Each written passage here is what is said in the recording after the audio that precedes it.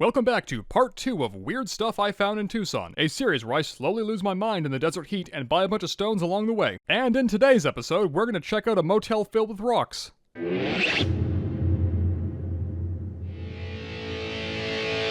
Like I said in part 1, we're going to be spending the first few days doing recon, but as we've already established, that's not exactly true. So, our first stop is Motel 6. They call it this because the show takes place at Motel 6. Seems plausible. The exterior is a sprawling procession of tents and tables that all have one thing in common: rocks. And here's one of them. The first thing that stands out to me about this stone is that the name is very similar to my own apparently incomprehensible Sicilian last name, so I'm going to go ahead and do what everyone else does and wildly mispronounce this to an almost cartoonish degree. I found this piece of Nardonite inside of a tent that had a bunch of Junji Ito-esque looking fossil slabs in it. Those things look like a great way to let the creeping madness into my house by hanging them up on the wall, maybe in my bathroom. Ultimately, I did not end up buying one of those for reasons I'll explain later, but anyway, enough of that. Let's get back to the Banandonite. So this stuff is, interesting. It comes from Morocco, and I had never heard of this stone until today. This particular specimen cost me $5.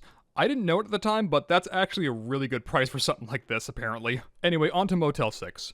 So, I had first heard about the Tucson sale in 2006 when I was in high school. A teacher/mentor of mine told me fantastical stories about the motels where every single room on the first floor was rented out and converted into a shop, with even more stuff set up outside. Standing here nearly 20 years later, it was kind of surreal to see that the stories I had been told were not only true, but somehow understated compared to the fathomless vista of reality that stretched before me. We wandered, dreamlike, through a vast expanse of geological wonders.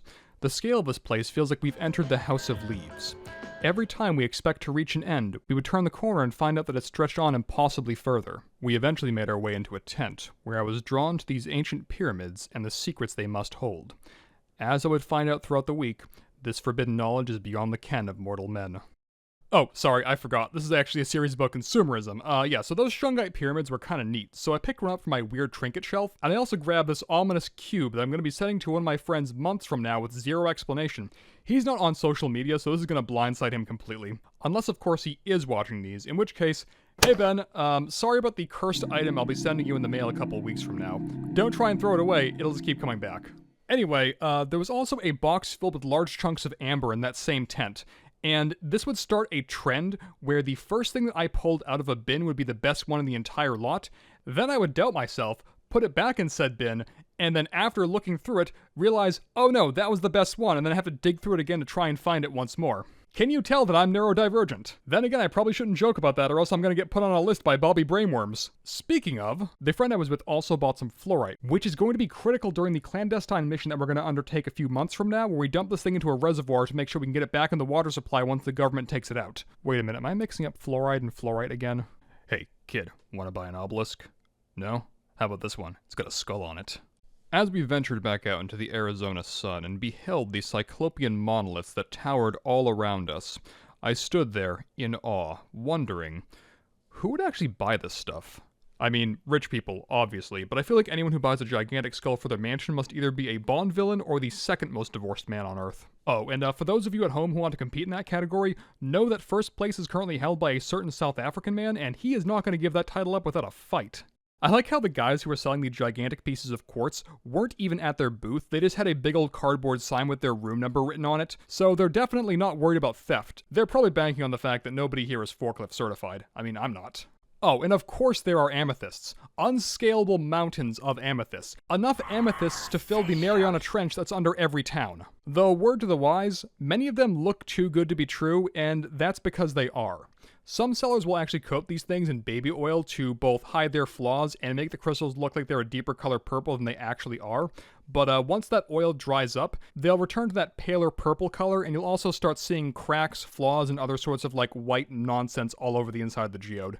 So in the future, if you want to buy one of these, look for oil drops on the display base, or just ask the seller if you can touch the geode that you're currently eye-banging. And if your finger comes away feeling like it was at a Diddy party, maybe don't buy that one. This isn't even close to the biggest amethyst we saw that week. There was also a lot of rough here.